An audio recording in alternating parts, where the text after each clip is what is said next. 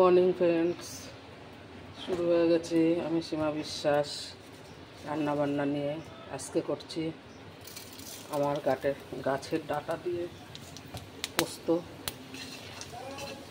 পটল দিয়ে আলু দিয়ে এই যে সব ভেজে রেখে দিয়েছি। পটল আলু আর ডাঁটা দিয়ে পোস্ত হবে আজকে। আমার গাছে যে কটা ডাঁটা হয়েছিল পেরে, আজকে নিরামিষ তো, শুক্রবার। এই যে পোস্ত রান্না হবে। এই যে পোস্ত, টমেটো, কাঁচা লঙ্কা, কাজু বাদাম পেস্ট করে নিয়েছি। এবার দিয়ে দেবো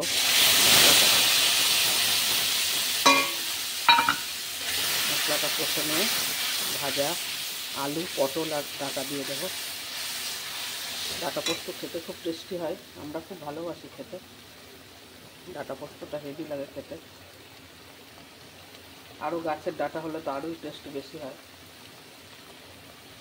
নিজের হাতে লাগানো গাছ, সেই গাছের ডাঁটা কতই না স্বাদ।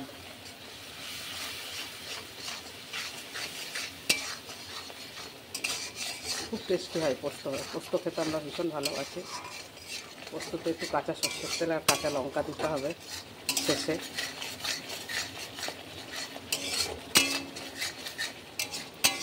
এই রান্নাটা খুব ভালোবাসে আমাদের সবাই খেতে।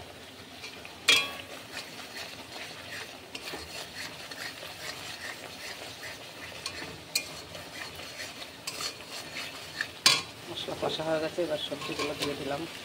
ভেজে রাখা আলু, ডাঁটা, পটল।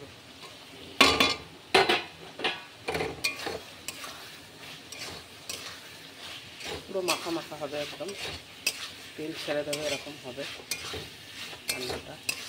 শুধু তেলে কষা হবে, তবেই পোস্তর টেস্ট হবে। নুন হলুদ সব দিয়ে দিয়েছি।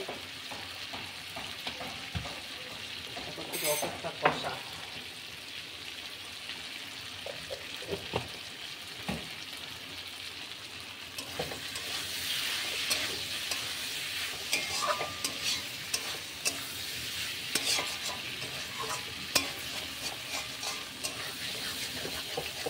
তোমরাও সবাই আমার চ্যানেলটাকে সাবস্ক্রাইব করো, লাইক কমেন্ট শেয়ার করে দিও, বেল আইকনটা টিপে দিও, যাতে আমি রান্না ভিডিও ছাড়লে তোমাদের কাছে পৌঁছে যায়। সবাই একটু ভালোবাসা দিও, সাথে থাকো, পাশে থাকো।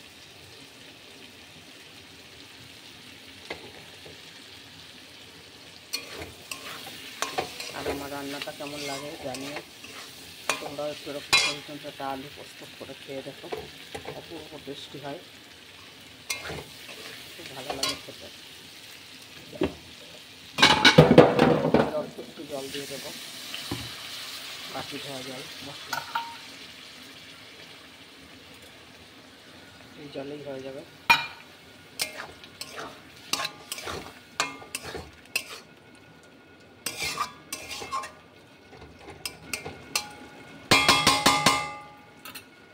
শেষে দুটো কাঁচা লঙ্কা দিয়ে দিলাম, আর অল্প একটু কাঁচা সর্ষের তেল দিয়ে দেবো। ব্যাস, রান্না কমপ্লিট।